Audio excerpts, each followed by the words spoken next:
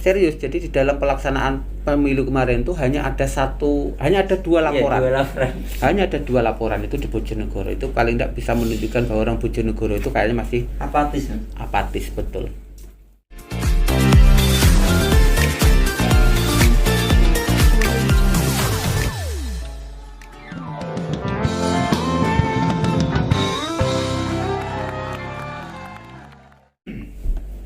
Assalamualaikum warahmatullahi wabarakatuh. Selamat pagi, salam sejahtera untuk kita semua. Jumpa lagi dengan kita podcast Bawaslu edisi kesekian kalinya. Saat ini kita kehadiran salah satu tamu istimewa juga. Jadi ada teman kita mantan atau alumni SKPP menengah ya, alumni SKPP menengah. Siapa dia? Mari kita tampilnya. Nah, beliau ini namanya Mas siapa? Coba tolong disampaikan saja. Kenalan dulu, nama saya Muhammad Rizky Alfian Rizal. Keseharian saya masih menembus studi magister di Hukum Ekonomi Syariah di Universitas Sunan Giri Bojonegoro. Dan juga masih beberapa aktif di organisasi OKP Kemudaan, baik dari Banomat O maupun yang lain. Oke, terima kasih Mas Rizky Alfian Rizal. Panggilan Rizky. Sahabat Rizky. Siapa tahu nanti pacarnya punya panggilan khusus lagi gitu kan. Ini pengalamannya teman-teman itu ya. Iya, kalau panggil. Ya, jadi Mas Rizky ini istimewanya muda-muda, dia ini saat ini masih sudah menempuh S2. Iya, Magister Ekonomi Syariah di kampus di Universitas Sunan Giri Bojonegoro. Alhamdulillah. Nah, Mas Rizky Alfian Rizal ini salah satu penduduk asli Bojonegoro. Atau impor juga enggak ya? Enggak. Asli pakai produk. Asli produk Bojonegoro. Sudah pernah mengikuti SKPP tingkat dasar di Bojonegoro dan terpilih menjadi salah satu peserta SKPP menengah di Jawa Timur yang kebetulan kemarin dilaksanakan di Amartahil Malang Batu ya. Nah, sebelum lebih lanjut ini Mas Rizky Alfian, jadi perkenalan sudah, ya kan? Latar belakang pendidikan sudah. Kalau status saat ini sudah nikah? Belum, Mas. Oh, belum ya. Alhamdulillah belum. Sudah punya pacar? Belum. Belum mau. Sampai kok nggak ngomong. Ini jangan terlalu pilih-pilih. Kasihan anggota saya nanti. Oh, gitu ya. Anggotanya banyak ya? Iya. Karena kebetulan beliau ini adalah seorang tokoh atau seorang ketua salah satu organisasi kepemudaan gitu kan. Jadi emang posisinya agak penting, membutuhkan kehadiran secara fisik juga secara banyak hal lah yang harus dihadiri dia, yang membutuhkan kehadiran dia, kira-kira begitu. Jadi kayaknya urusan pacar belum terurusi. Misalnya calon pacarnya sing ngenteni gak ada kejelasan. Nah, ya Mas Rizky, jadi sudah mengikuti SKPP menengah kira-kira nih ya. Jadi saat sebelum latar belakang sebelum mengikuti SKPP itu sebenarnya dalam pikirannya sampean itu sampai kemudian mengikuti SKPP itu SKPP dasar dulu. Iya, SKPP dasar dulu. Dulu saya kan dapat berita dari online di salah satu grup WA saya. Saya lihat-lihat, karena memang kan kecenderungan saya kan dari awal sudah mahasiswa hukum dari S1 sampai S2. Jadi saya melihat bahwa politik Indonesia itu perlu berbenah dalam segi hukum. Jadi semua civil society ataupun masyarakat itu harus paham tentang mekanisme kepemiluan. Jadi bukan melulu pemilu nanti identik dengan money politik, terus dengan kampanye, terus dengan janji-janji dari paslon sendiri. Maka dipandang perlu, khususnya untuk kaum milenial, karena Indonesia sekarang kan sedang masa-masanya, bagaimana era keemasannya ataupun kaum milenialnya sangat banyak. Nah, jadi kedepannya maka di salah satu makalah kan juga ada bahwa Subhanul Yaum itu Rijal Ubab, bahwa pemuda masa sekarang adalah pemimpin masa depan. Jadi cerminan pemilu sekarang adalah partisipasi pemuda sekarang untuk sadar pemilu. Oh, keren. Jadi berawal dari keinginan besar gitu kan, bahwa namanya penegakan, paling tidak bahasa penegakan hukum dalam pelaksanaan pemilu itu harus tertata, kira-kira itu harus terlaksana. Nah, nek menurut bayangannya Mas Rizky kan, jadi selama ini menganggap kira-kira pentingnya kehadiran pemuda di dalam pelaksanaan demokrasi di Indonesia. Kira-kira nek sama ndelok kira-kira masalah real yang ada di, nggak usah jauh-jauh lah, kita ngomong tentang lingkup Bojonegoro saja. Nek menurut Mas Rizky kira-kira apa sih sebetulnya hal yang secara konkret yang perlu dibenahi, atau masalah apa kira-kira dalam pelaksanaan demokrasi ini yang ada di benak, atau mungkin sudah menjadi pengalaman kira-kira, atau pernah menyaksikan, oh ternyata demokrasi di Bojonegoro kayak gini. Kira-kira apa yang menurut Mas Rizky yang masih menjadi masalah? Yang pertama, masyarakat itu belum memahami tentang arti demokrasi itu sendiri, Pak Dian. Jadi kembali lagi, ketika saya beberapa kali kan, alhamdulillah saya 2 kali menjadi anggota KPPS dulu, pengalaman organisasi. Yes. Jadi kadangkala anggota KPPS sendiri kan nggak ada semacam training ataupun pembekalan. Jadi misal mengurutkan data dari DPRD daerah, terus kota, provinsi dan pusat itu masih kesulitan.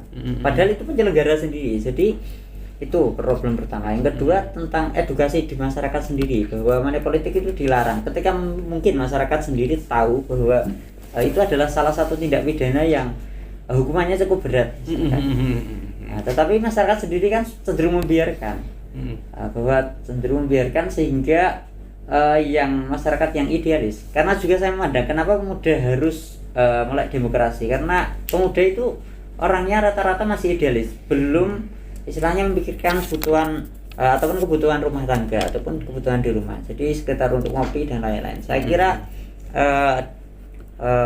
pemuda sekarang juga harus kembali lagi harus idealis memandang sebuah demokrasi. Tuh. Oke.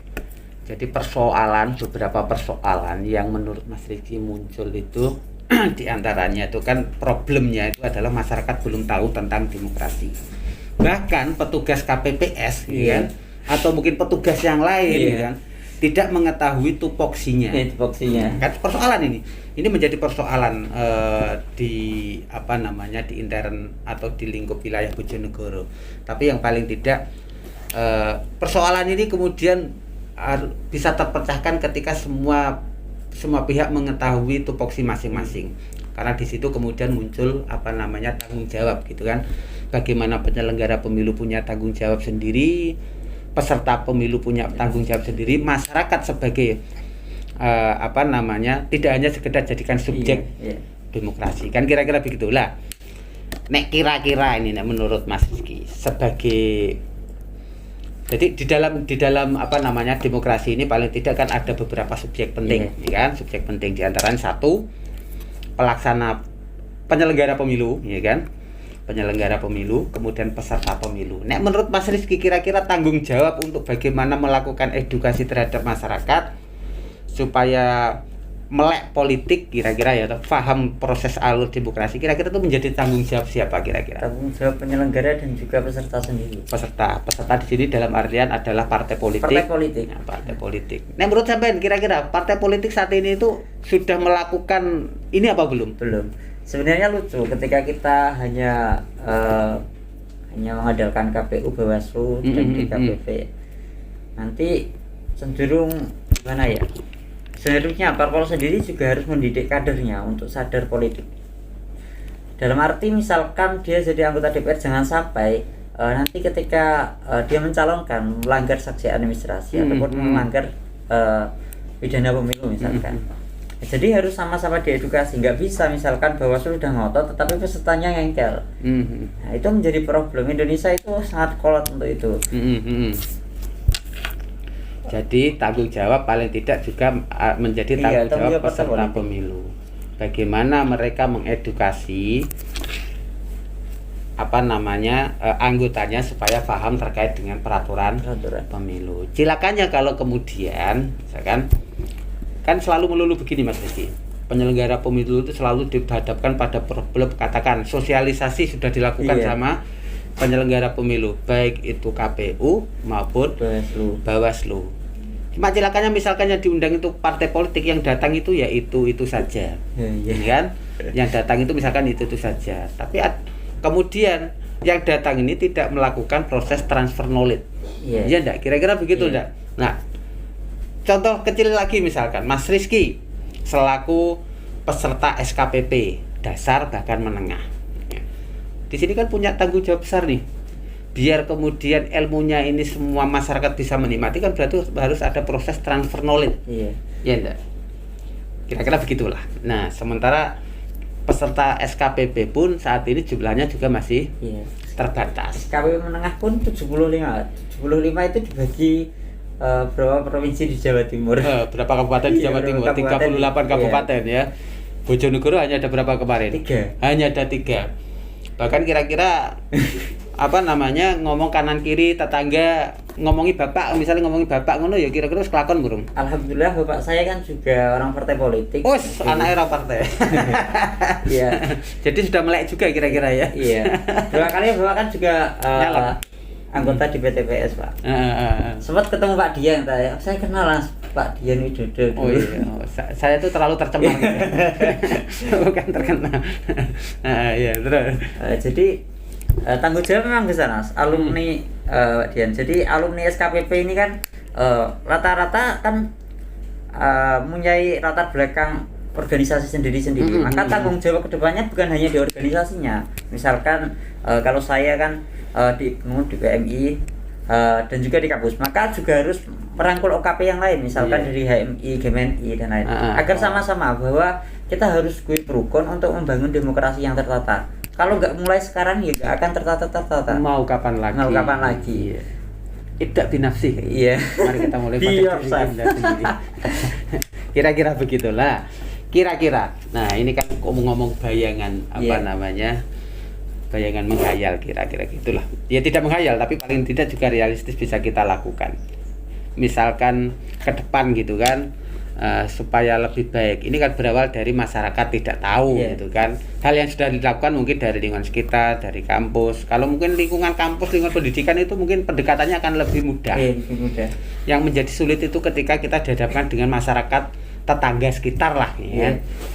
Kira-kira itu kan menjadi problem. Nek menurut Mas Riki kira-kira umpomo ngono memberikan edukasi sama mereka itu dengan proses apa kira-kira? Sebagai alumni SKPP.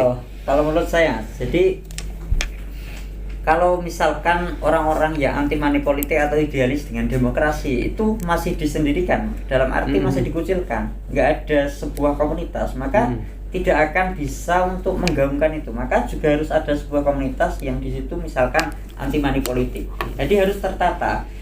Kan ada salah satu makalah atau hadis yang menyebutkan bahwa ketika kebaikan itu tidak terorganisir, maka akan dikalahkan oleh kejahatan yang terorganisir.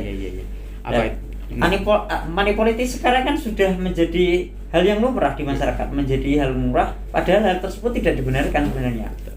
Jangan sampai menjadi beban peserta politik yang nanti akan juga merugikan masyarakat itu sendiri. Misalkan problemnya sebenarnya jangka panjang, misal tanggung jawab sebuah mahasiswa ataupun pelajar, maka juga harus mengedukasi paling enggak keluarganya bahwa ini loh dampaknya. Misalkan sampean sekarang nerima 100.000, nanti jangka waktu ke depan akan ada kebijakan yang merugikan sampean, yang nilainya akan lebih besar dari 100.000. Kira-kira begitu.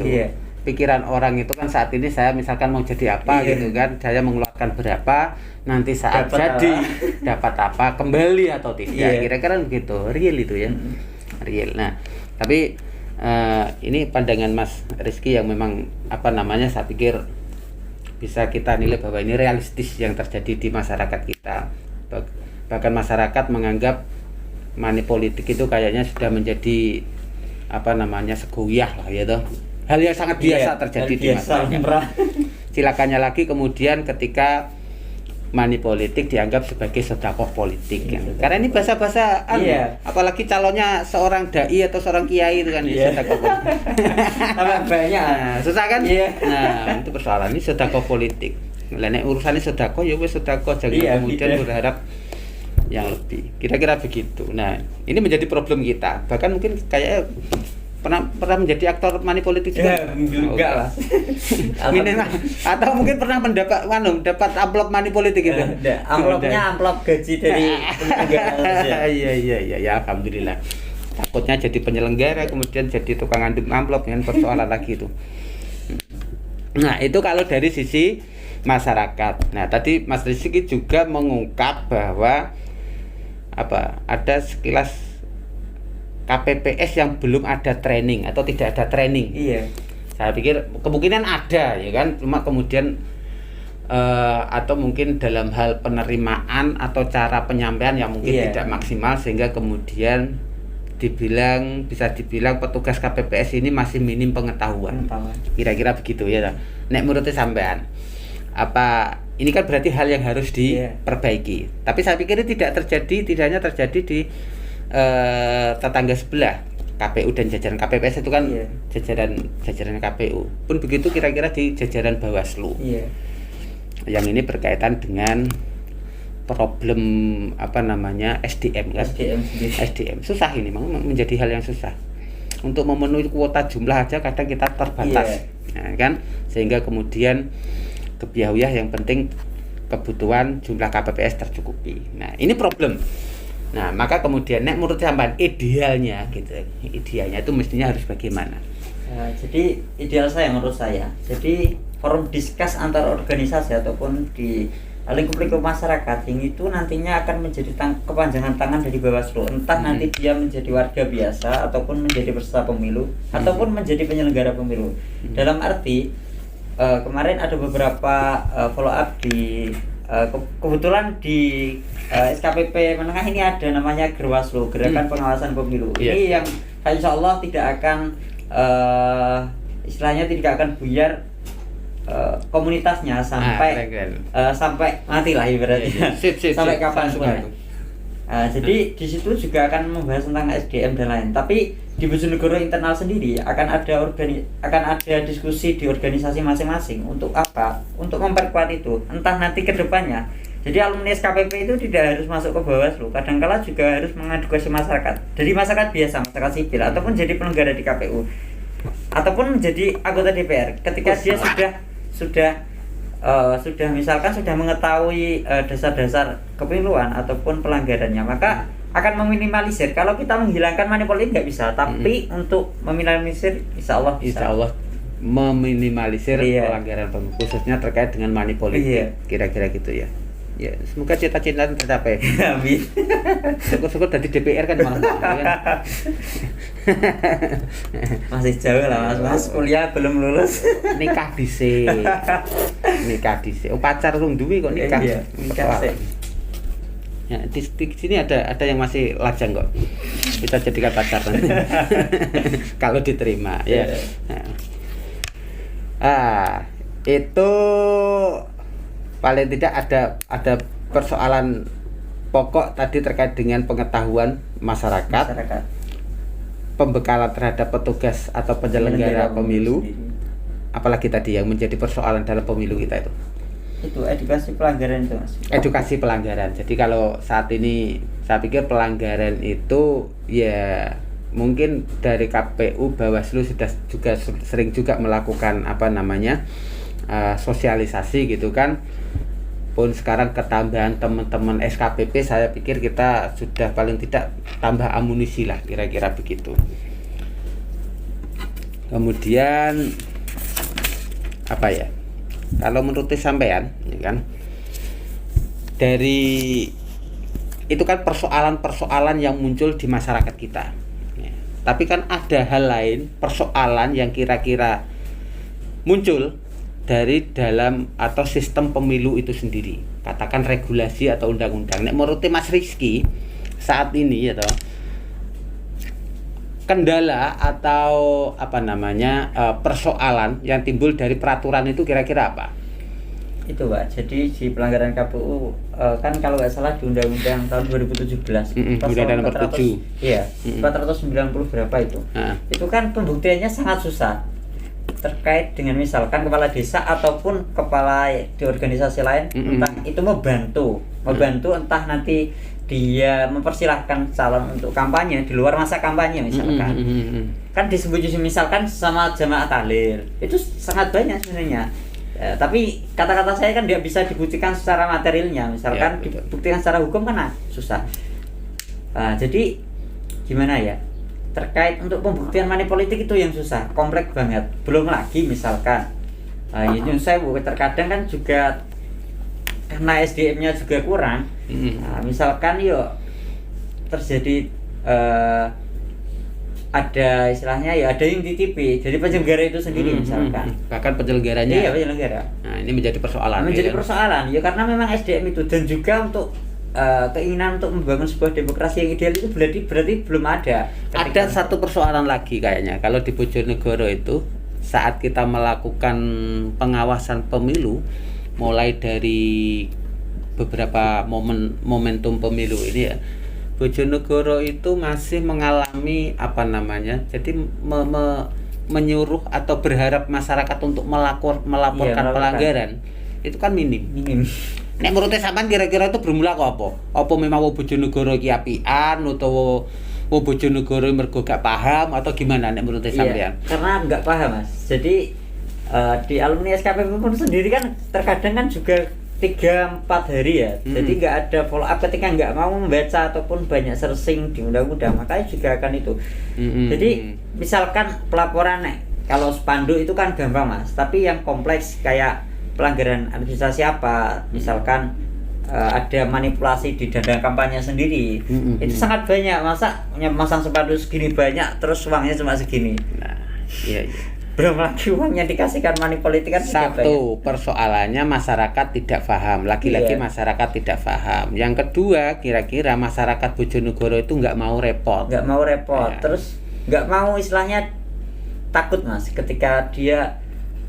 Yang ketiga, mereka takut bersinggungan sama orang politik. Kira-kira begitu kan. Nah, ini menjadi problem kita bersama yang kemudian harus dipecahkan oleh baik itu Bawaslu, KPU maupun teman-teman SKPP. Kira-kira kan begitu toh. Ini menjadi tanggung jawab dan juga menjadi tanggung jawab partai politik mestinya. Partai politik harus juga ikut menyadarkan masyarakat. Serius, jadi di dalam pelaksanaan pemilu kemarin itu hanya ada dua laporan. Hanya ada 2 laporan itu di Bojonegoro. Itu paling tidak bisa menunjukkan bahwa orang Bojonegoro itu kayaknya masih apatis, betul. Problemmu, Bro. Iya, SKPP dan teman-teman. Nah, susah kok. Ya. Inilah tantangan kita. Jadi di sisi lain kita itu kan terbentur sama SDM kita terbatas. Jadi setiap kecamatan kita hanya ada berapa itu, dan desa itu pun terbentuknya kan sudah ketika mendekati masa hari H. Nah, itu kan yang menjadi persoalan kita bersama. Ya, paling tidak itulah. Jadi ini menjadi titik tolak teman-teman. Paling tidak teman-teman SKPP sudah punya niatan bagus gitu kan, punya cita-cita yang mulia bagaimana ikut mengembangkan demokrasi yang lebih baik khususnya di Bojonegoro. Kira-kira begitu. Karena untuk melakukan perubahan itu paling tidak ada tahapan yang harus kita mulai, harus kita lalui. Mulai dari orang tidak paham, gimana kita membuat mereka paham sampai mau. Setelah paham, kemudian bagaimana mereka sadar. Setelah sadar baru kemudian merubah perilaku. Kira-kira kan begitu kira-kira ya toh. Nah, itu step-step yang harus kita lalui, dan untuk untuk menuju ke sana ini menjadi tanggung jawab besar kita bersama. Pemuda lah menjadi tompang, menjadi tulang punggung demokrasi ini paling tidak. Kan kira-kira begitu ya toh. Minimal teman-teman bisa melakukan konsolidasi aktif dengan teman-teman SKPP udah bagus juga. Itu kan kira-kira pesannya sebelum kita akhiri ini, pesan-pesan dari teman-teman SKPP. Pesan untuk masyarakat, untuk penyelenggara pemilu, juga untuk peserta pemilu. Ini penting ini untuk didengarkan khalayak ramai ini. Pertama untuk masyarakat sendiri, bahwa demokrasi kembali lagi menjadi tanggung jawab bersama. Pilihan Anda hari ini juga akan menentukan kebijakan yang akan berlaku 1-2 tahun sampai 5 tahun ke depan. Karena semua itu ada proses politik. Dan misalkan sekarang masyarakat salah memilih, maka juga akan yang rugi masyarakat itu sendiri terkait kebijakan-kebijakan yang nanti istilahnya tidak menguntungkan masyarakat, malah menguntungkan segelintir kelompok. Iya, segelintir kelompok. Iya. Kedua, untuk penyelenggara sendiri ya. Jadi kalau penyelenggara saya acungi jempol lah. Jempol 4 Pak. Oh, jempol 4. Enggak tambah 1 5 ya. Jadi tetap semangat untuk mengawal proses pemilu sendiri. Saya kira kedepannya harus ada forum-forum diskus lagi dari Bawaslu, entah nggak harus berupa SKPP, nanti mungkin tematik di organisasi masing-masing, minimal juga mengedukasi pemuda-pemuda ataupun masyarakat sendiri untuk paham demokrasi, minimal prosesnya, proses pelanggarannya, proses pemilu kayak apa. Yang kedua, untuk teman-teman SKPP sendiri ya tetap banyak membaca, karena kita harus selesai dengan diri kita sendiri sebelum mengedukasi masyarakat. Betul. Mungkin juga terakhir untuk peserta pemilunya penting itu. Peserta pemilu sendiri ya. Ingatkan itu. Peserta pemilu sendiri juga harus sadar dengan jangan sampai kita ngiming-ngimingnya ataupun kampanye di masyarakat juga realistis. Saya akan menciptakan Bojonegoro makmur, saya akan membangun bendungan. Ternyata dia pos pembangunannya bukan di membangun bendungan jalan, tetapi di pemerintahan, kan tidak bisa membangun. Jadi masyarakat juga harus, itu pentingnya stock of knowledge. Jadi masyarakat penting memahami visi misi dari DPR sendiri ataupun dari peserta pemilu sendiri. Jangan sampai nggak realistis. Hanya dengan dasar kita tahu fotonya, dikasih uang, selesai nanti. Fotonya orangnya cantik, kita pilih. Jadi kembali lagi untuk di peserta pemilu setelah menjadi itu juga harus benar-benar membangun negara ini. Jangan sampai kepercayaan dari masyarakat sendiri tercederai oleh beberapa kasus tindak pidana korupsi. Ya hukumannya nggak terlalu berat lah kalau saya, itu pada uang masyarakat, uang pajak kita. Betul.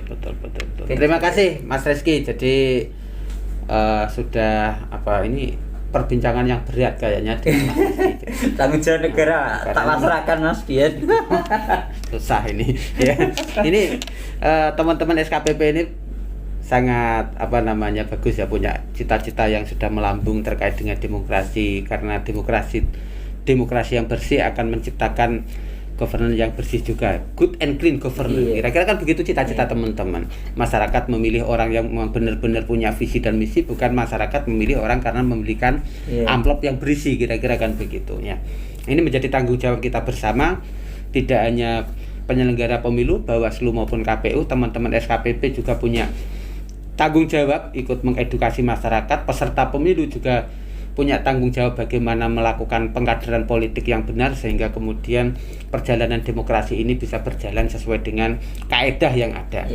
Mungkin cukup itu yang kita bicarakan pagi hari ini, Mas Rizky, atau mungkin terakhir bisa perlu sampaikan. Jadi SKPP ini kan adalah suatu, kalau memandang kaum milenial seperti saya, ini adalah salah satu batu loncatan ataupun salah satu terobosan dari Bawaslu sendiri. Untuk nggak mungkin 5 orang ini ngawasi 21 kecamatan, belum lagi beberapa desa, 27 kecamatan, terus ada beberapa desa. Di Kapas sendiri ada 21 desa, nggak mungkin ya. Jadi harus ada kepanjangan tangan. Betul. Oke. Artinya dengan SDM yang terbatas ini, maka semua harus saling membantu ya, bergandengan tangan, tidak hanya SKPP tapi juga masyarakat secara keseluruhan. Teman-teman pemuda, OKP, Ormas dan lain sebagainya juga punya tanggung jawab yang lebih ketimbang masyarakat secara umum. Kira-kira begitu. Yang pasti bahwa demokrasi ini akan tercipta ketika ada tanggung jawab kita bersama, ada tanggung jawab untuk menyampaikan kebenaran terhadap proses pelaksanaan pemilu. Aturan harus dilaksanakan, aturan harus ditegakkan. Kira-kira begitu. Cukup dari saya pagi hari ini. Terima kasih. Saya akhiri. Wallahu muwaffiq ila aqwamit thoriq. Wassalamualaikum warahmatullahi wabarakatuh. Waalaikumsalam warahmatullahi wabarakatuh.